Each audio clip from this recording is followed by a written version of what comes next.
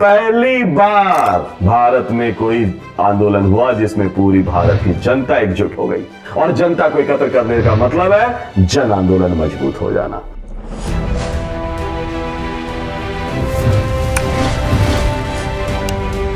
Hello students, आज से हम लोग मेंस के क्लास में असहयोग आंदोलन के बारे में विशेष चर्चा करेंगे।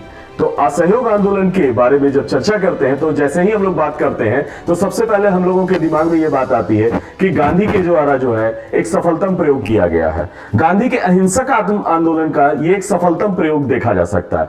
जैसा कि हम लोगों को पहले से पता है, 1920 से 22 के बीच में हमारे देश में नेशनल मूवमेंट में गांधी का जो है पदार्पण के तौर पर देखा जा सकता है, जो असहयोग आंदोलन में देखा जा सकता है। क्योंकि गांधी ने इससे पूर्व में जो है 3 जो बड़ी सफलता अर्जित की थी, जैसा कि हम लोग पूर्व में भी अध्ययन कर चुके हैं, चंपारण सत्याग्रह, खेड़ा और अहमदाबाद आंदोलन। तो अब हम लोग असहयोग आंदोलन के बारे में बात करते हैं। तो मन में प्रश्न आता है मेंस को लेकर सबसे पहला कि असहयोग आंदोलन की प्रगति कैसे हुई, और दूसरा सबसे बड़ी बात है कि उस पर हम लोग को चर्चा भी करना होगा। और दूसरा इंपॉर्टेंट बात इसके साथ है कि गांधी जी का यह असहयोग आंदोलन स्थगित क्यों हुआ। चूंकि गांधी के स्थगन को लेकर, आंदोलन के स्थगन को लेकर बड़ा विवाद देखने को मिलता है। तो इन्हीं सब बातों पर हम लोग थोड़ा चर्चा करेंगे और इस पर हम लोग जो है मेंस के अनुसार जो है पॉइंट टू पॉइंट जो है इसको नोट बना लेंगे, ताकि इससे संबंधित जो भी प्रश्न पूछे जाएं उस पर हमारा जो है एक कह सकते हैं कि सूक्ष्मतम अवलोकन हो सके, एनालिसिस हम लोग अच्छा से कर सके। तो इसके कारणों पर बात करेंगे। तो अगर सबसे पहला प्रमुख कारण बात किया जाए तो असहयोग आंदोलन हुआ क्यों।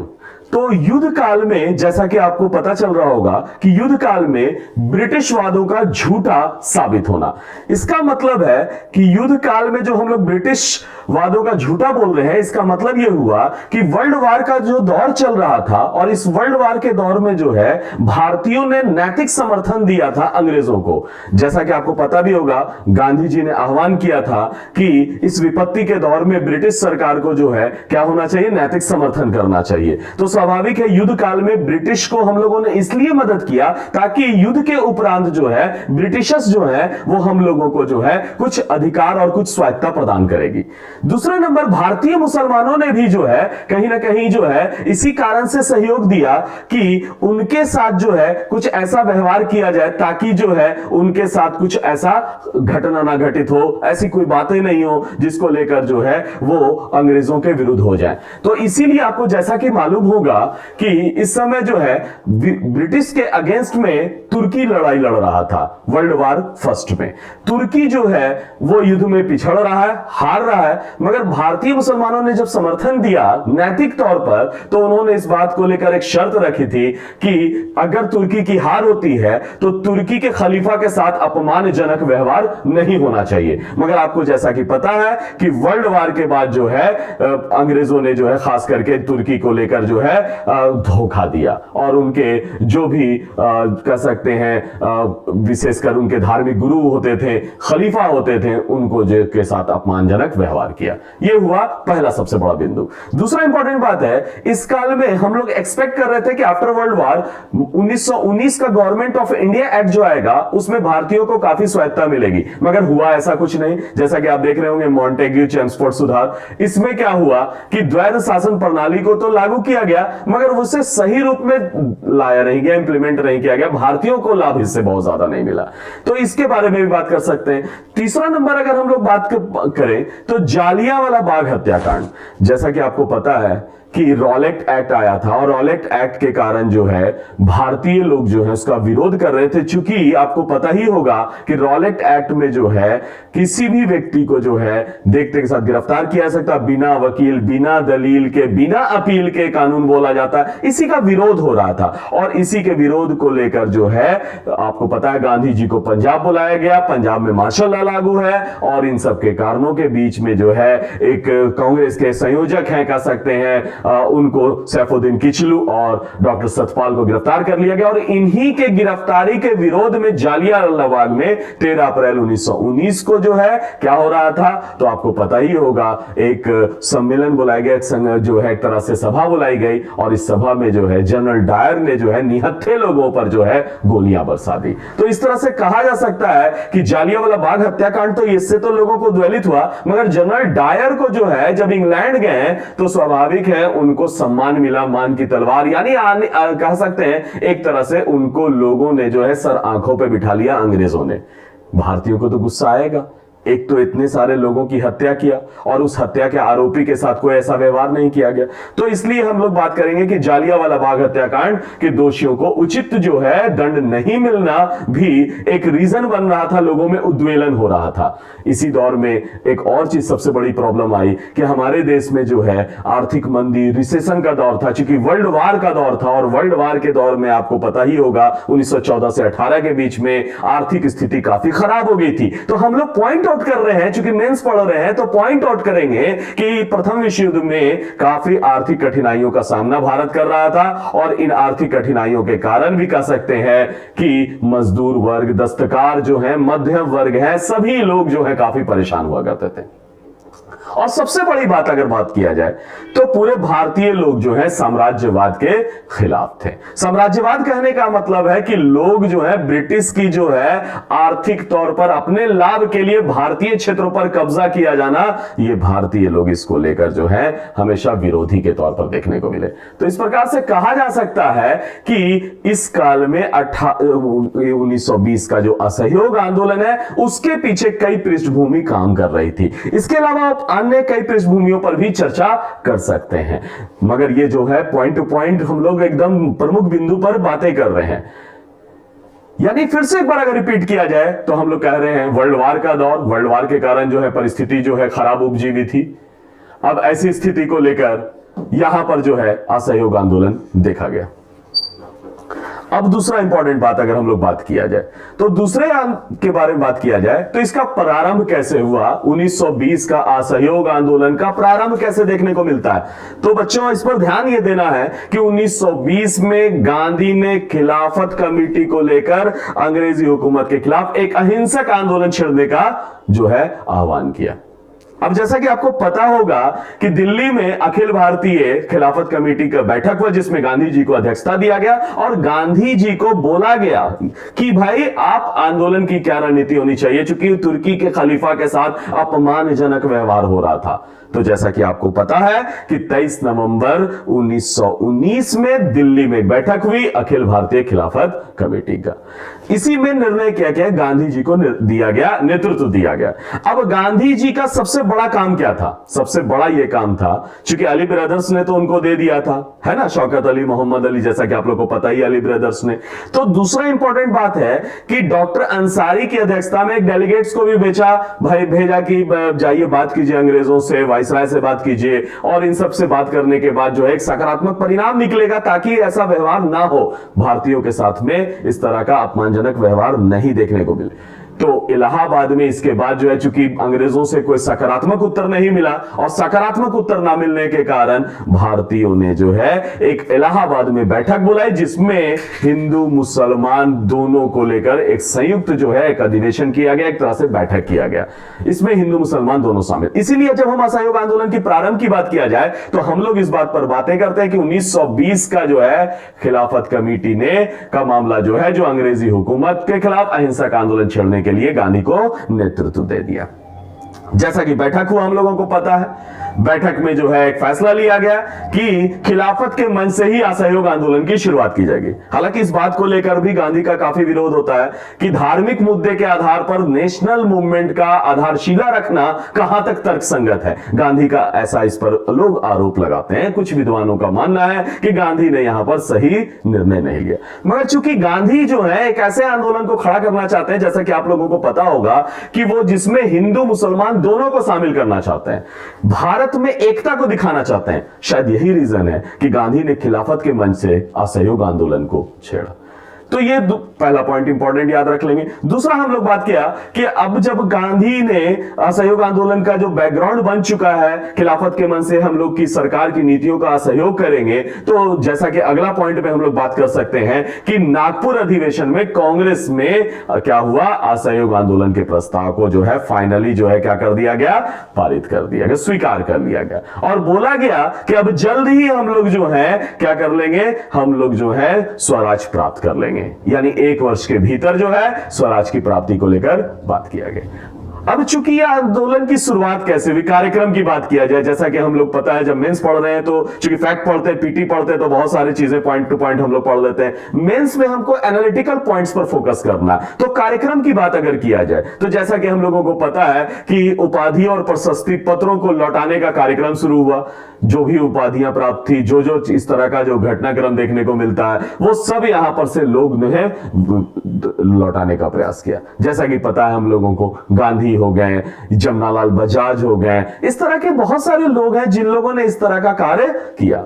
इसके बाद दूसरे चरण में अगर बात किया जाए, क्योंकि हमने पहले चरण की बात कर लिया कि हम लोगों का उपाधियों को जो है लेकर जो है बड़ा बात खास रहा कि उपाधि को लौटाया गया। दूसरा इंपॉर्टेंट बात अगर बात किया जाए तो स्कूल, कॉलेज, अदालत, काउंसिल सबका बहिष्कार हुआ। जैसा कि आपको पता ही है कि अदालतों का बहिष्कार किया गया। बहुत सारे वकील हैं जिन्होंने जो है अदालत की कार्रवाई से इस्तीफा दे दिया। जैसे फॉर एग्जांपल आपको पता ही होगा, जवाहरलाल नेहरू हैं, मोतीलाल नेहरू हैं, ये सब लोगों ने क्या किया, अदालत का बहिष्कार किया। तो ये दूसरा बिंदु है हम लोगों को याद रखना है, सरकारी स्कूलों, अदालतों और काउंसिलों का बहिष्कार हुआ। तीसरा नंबर अगर पॉइंट पर अगर ध्यान दिया जाए, जब हम कार्यक्रम की बात कर रहे हैं तो विदेशी वस्तुओं का बहिष्कार। जैसा कि हम लोगों को पता है कि असहयोग आंदोलन की सबसे बड़ी विशेषता क्या है, विदेशी वस्तुओं का बहिष्कार। विदेशी वस्तुओं का बहिष्कार का मतलब हो गया कि जितनी भी चीजें हैं, चाहे विदेशी कपड़ा हो या विदेशी चीजें हैं, उसका बहिष्कार। ऐसा कि हम लोगों को पहले से ही पता है कि हम लोगों ने जब स्वदेशी मूवमेंट किया था तो उस समय भी हम लोग जो है विदेशी वस्तुओं और इन सब चीजों का बहिष्कार कर रहे थे।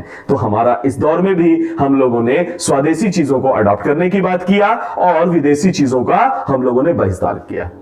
अब चूंकि इसमें एक और चीज बात कहा गया कि सरकार जो है अगर बात नहीं मानेगी तो भाई इसमें हम लोग जो है जरूरत पड़ने पर जो है सविनय अवज्ञा आंदोलन भी छेड़ेंगे। और शायद आपको पता है कि गांधी ने लास्ट मोमेंट में जो है अल्टीमेटम भी अंग्रेजों को दिया था। शायद आपको पता होगा 1 फरवरी के 1922 को कि अगर जो है, चूंकि बहुत सारे लोगों को जो है सरकार ने क्या कर दिया था, कैद कर लिया था कांग्रेसी लीडर्स को, और अल्टीमेटम दिया था सरकार को अगर छोड़ा नहीं जाएगा तो हम लोग फिर से एक सविनय अवज्ञा आंदोलन छेड़ेंगे और वो 12 धौली से छेड़ा जाएगा।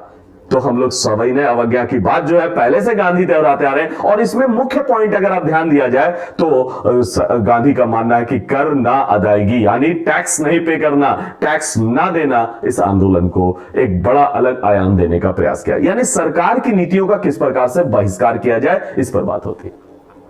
अब रही बात गांधी के इस आंदोलन को कैसे आगे बढ़ाया गया, कैसे इसको आंदोलन को जो है गति दिया गया। तो गति देने के लिए और सबसे बड़ा काम होता है कि लोगों को एकत्रित करना, लोगों को जोड़ना। और लोगों को जोड़ने की बात जब होती है तो गांधी की सबसे बड़ी विशेषता देखने को मिलती है, वो है रचनात्मक कार्यक्रम।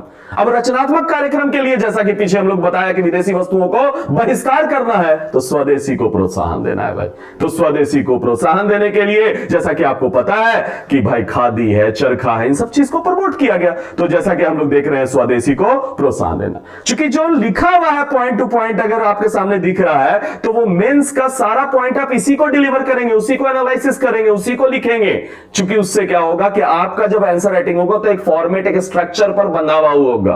और वो बंधा हुआ होने के कारण आंसर जो है चाहे वो कम शब्दों में लिखें या अधिक शब्दों में आप उसे एलोबरेट कर सकते हैं, उस बेस पर एनालिसिस कर सकते हैं। तो ध्यान रखेंगे रचनात्मक कार्यक्रम में हम लोग स्वदेशी को प्रोत्साहन, अब इसको डिलीवर करना तो आपको पता है भाई खादी को प्रोत्साहन दिया गया है ना। इस तरह से हम लोग स्वदेशी को प्रोत्साहन। अब चूंकि आंदोलन किसी को करना होता है तो आंदोलन जब करना है तो उसके लिए फंडिंग की जरूरत होती है। तो आपको पता होगा तिलक कोष का स्थापना किया गया। यानी देखते ही देखते उसमें 1 करोड़ राशि जो है जल्दी एकत्रित हो गई। स्वाभाविक है, फंडिंग भी जरूरी है किसी आंदोलन को आगे बढ़ाना। तो चलते चलते एक पॉइंट है, इसका मतलब है इससे फायदा क्या हुआ, लोग एक दूसरे से कनेक्ट हुए। क्योंकि कोष हुआ पैसा आया, पैसा का चंदा वसूलने गए लोग, एक दूसरे के साथ संवाद किया, आखिर मामला क्या है। तो इस चंदा वसूली में भी कुछ ना कुछ गांधी का जो है एक राज हुआ करता था और गांधी ने वैसा काम किया। तो तिलक कोष में 1 करोड़ की राशि एकत्रित हुई। तीसरा बिंदु पर अगर बात किया जाए तो जैसा कि हम लोग स्वदेशी की बात कर रहे हैं, उसी के संदर्भ में आप देख सकते हैं, यानी स्वदेशी के संदर्भ में ही हम लोग चरखा का पॉइंट को भी देख सकते हैं। तो स्वाभाविक है उसी के संदर्भ में ये कहा जा सकता है। एक और बड़ी इंपॉर्टेंट बात है इस काल में, एक और क्या हुआ, चूंकि बच्चे लोग स्कूल और कॉलेज को बहिष्कार करके छोड़ चुके थे, तो इसमें राष्ट्रीय विद्यालय को भी स्थापित करने पर बल दिया गया। अब राष्ट्रीय विद्यालय करेगा क्या? भारतीय संस्कृति, भारतीय कल्चर का बच्चों को ज्ञान देगा और सबसे बड़ी बात है आत्मनिर्भर होगा, क्योंकि अभी तक जो है विदेश की चीजों पर ही हम लोग डिपेंड हुआ करते थे। और एक अच्छी चीज है, चूंकि हम सरकार की नीतियों का असहयोग कर रहे हैं, किसी भी हाल में हम समर्थन नहीं करेंगे, और जब समर्थन नहीं करेंगे तो हम लोग को पता है कि किसी भी चीज को, चाहे उसका न्याय व्यवस्था हो, चाहे उसके एजुकेशन सिस्टम हो, किसी चीज को हम समर्थन नहीं कर सकते हैं। और इसीलिए जो है पंचायती अदालतों का भी जो है क्या किया गया, स्थापना किया गया, ताकि अपना निर्णय लिया जा सके। और यह चीज करना पर्पस क्या है? गांधी अपने प्राचीन काल की जो चीजें थी हमारे देश में, पंचायत जो है प्राचीन काल से ही देखने को मिलता है, गांधी ने उसे फिर से जागृत करने का प्रयास किया अंग्रेजों के काल में। क्योंकि अंग्रेज हमेशा बोलते हैं कि हमने ये दिया वो दिया, भारतीयों के पास अपना सब कुछ हुआ करता था। स्वाभाविक है पंचायती अदालत की स्थापना करना। और जैसा कि हमने बताया कि गांधी की शुरुआत ही भाई हुई है तो खिलाफत के मन से शुरू हुआ और मुसलमानों के मुद्दे के साथ शुरुआत करते हुए हिंदू मुस्लिम एकता के लिए इलाहाबाद में बैठक हुई। तो अगला पॉइंट तो ऐसे ही हम लोगों को पता है भाई, हिंदू मुस्लिम एकता को बढ़ावा दिया गया। और एक बड़ी चीज हमारे देश में एकजुटता के लिए जरूरी था, क्योंकि समाज में छुआछूत अभी भी व्याप्त था। तो गांधी ने छुआछूत का उन्मूलन, यानी जो भी अस्पृश्यता थी उसको दूर करने पर भी फोकस किया। इससे हुआ क्या? गांधी यह चाहते हैं कि छुआछूत और अस्पृश्यता के उन्मूलन से राष्ट्रीय एकता स्थापित हो, और यह आंदोलन के लिए बेहद जरूरी है। अब आते हैं एक पॉइंट और बात करना हम लोगों को, कि इसमें जब गांधी के असहयोग आंदोलन की बातें कर रहे हैं तो विशेष पॉइंट क्या है भाई? विशेष वही पॉइंट है कि गांधी की पहल पर ही कांग्रेस के संगठनात्मक ढांचा स्ट्रक्चर में बदलाव आया है, और वो स्ट्रक्चर में बदलाव देखने को मिलता है। तो एक सबसे बड़ी विशेषता, क्योंकि अभी तक 1885 से जो कांग्रेस बनी थी, उस कांग्रेस में एक चला आ रहा था ट्रेंड, कुछ खास पढ़े लिखे लोग वकील हैं, खास करके कहा जा सकता है कि पढ़े लिखे मध्यम वर्ग हैं, पत्रकार हैं। मगर गांधी के इस दौर में आने से गांधी ने क्या किया? आम लोगों को एकत्रित करने का प्रयास किया, और यही गांधी की पहल थी। इसी पहल के तहत में हम लोग कहते हैं कि कांग्रेस के संगठन में बड़ा बदलाव, यह बड़ी इंपॉर्टेंट बात है। कांग्रेस के संगठन में एक बदलाव देखने को मिला। संगठन मतलब स्ट्रक्चरल चेंजेस। सबसे पहला मेन बात क्या हुआ? 15 सदस्यीय कांग्रेस कार्य समिति की गठित की गई, यानी कार्य समिति बनाया गया ताकि एक स्ट्रक्चर काम कर सके, कैडर बेस काम हो सके।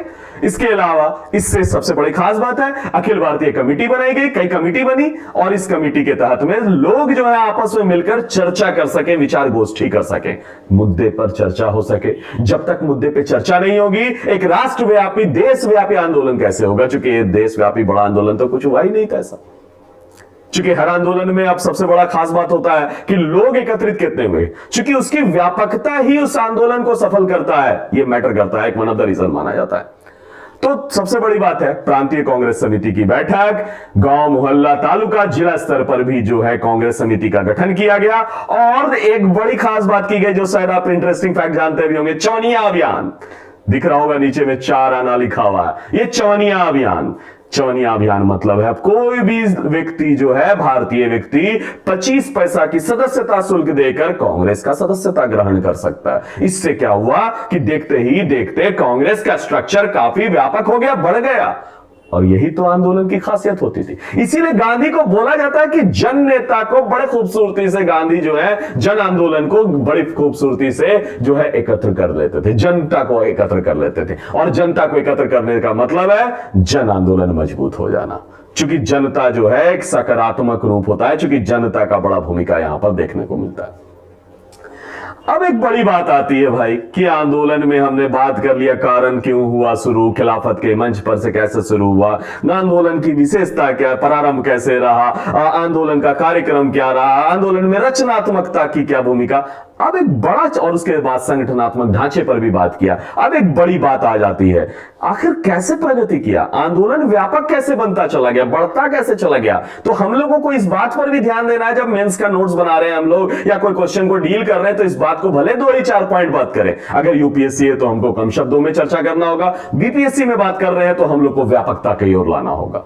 तो पहला सबसे बड़ा चीज है, इसकी प्रगति कैसे देख सकते हैं। तो इस आंदोलन की सबसे बड़ी खास बात है प्रगति को देखना, जैसा कि आपको पता है, वेरी वेरी इंपॉर्टेंट पॉइंट। तो आगे हम लोग बात करते हैं प्रगति की, पहला चरण की बात करते हैं। जैसा कि आपको पता है, जनवरी 21 से मार्च 21 तक का जो चरण को माना जाता है प्रारंभिक काल, और हम फिर वहीं से रिव्यू पर आ रहे हैं पीछे क्या हुआ।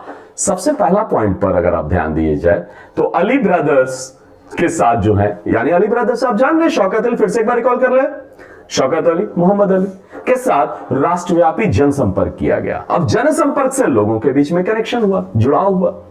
दूसरा पॉइंट पर अगर बात किया जाए, शैक्षणिक तौर पर बहिष्कार। कहने का मतलब है कि शिक्षा, विदेशी शिक्षा या कह सकते हैं उनका जो भी था स्कूल कॉलेज का बहिष्कार, इसी पॉइंट को हम लोग बात करेंगे, यही शुरुआत हुआ।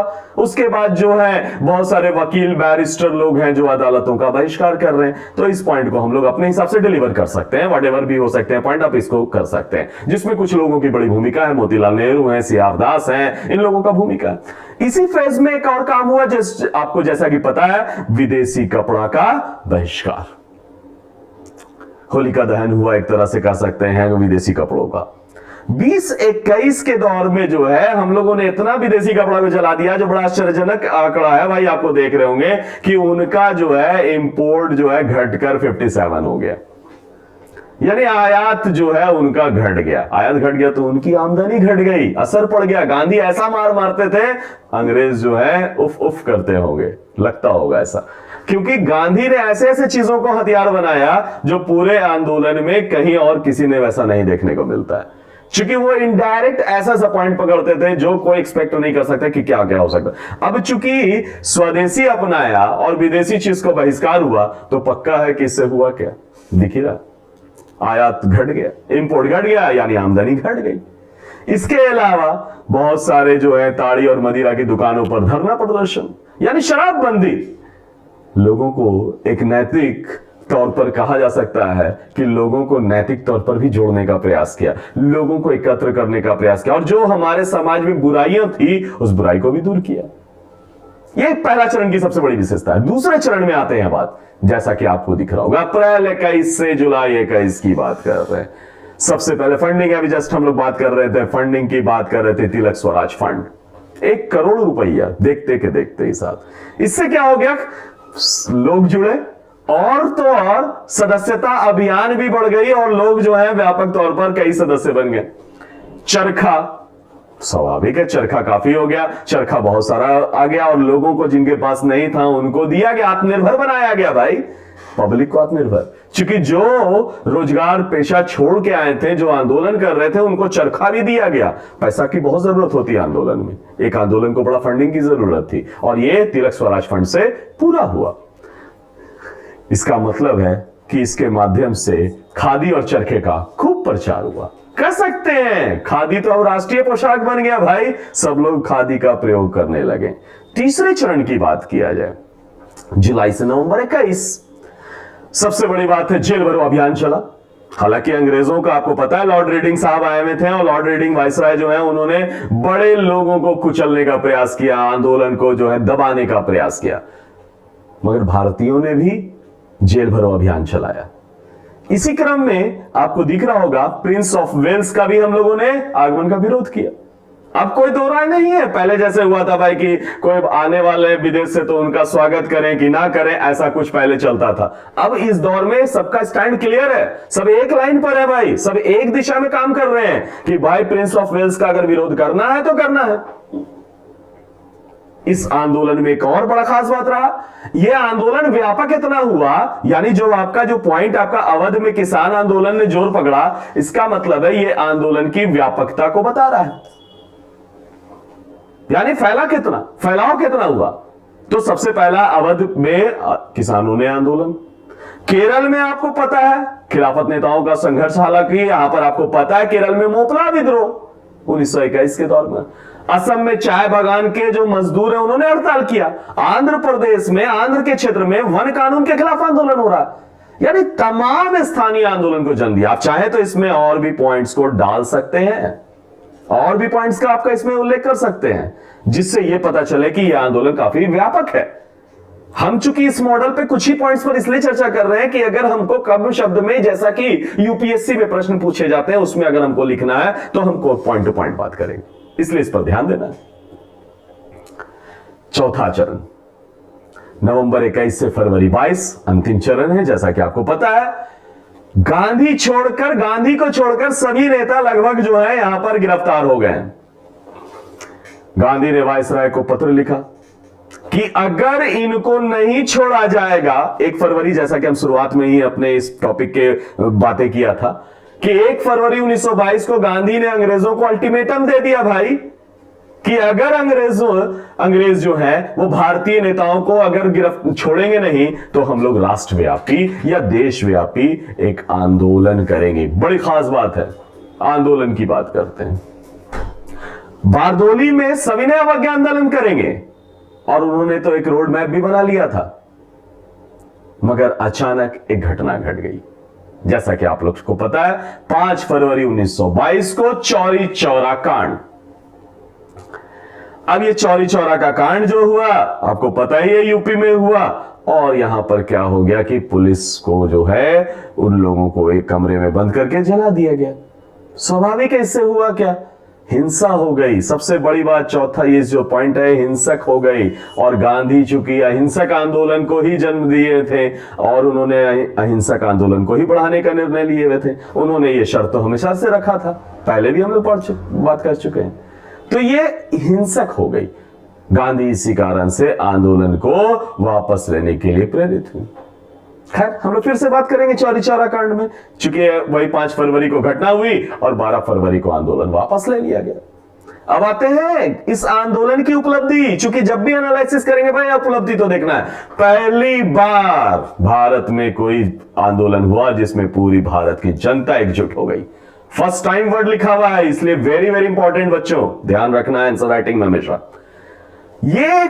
इसने कांग्रेस को जन कांग्रेस में बदल दिया। आपने देखा उसका सपोर्ट लाइन बहुत सारे हम लोग चर्चा कर चुके हैं। सदस्यता अभियान बढ़ा दिया, चवनिया मतलब शुल्क के माध्यम से लोगों को जोड़ दिया। तो पहली बार ऐसा देखने को मिलता है, पहली बार लोगों के दिल में, दिमाग में दिख रहा है स्वतंत्रता की भूख। और जब लगता है कोई चीज की भूख होती है तो उसे प्राप्त करने की चाह जो होती है बड़ी मजबूत होती है, और लोग बड़े लगन से काम करते हैं। जैसा कि आप लोगों को भी आईएएस की तैयारी को लेकर है, बीपीएससी की तैयारी को लेकर है, यानी आप जो तैयारी कर रहे हैं, स्वाभाविक आप में भी वो भूख है आपको प्राप्ति का।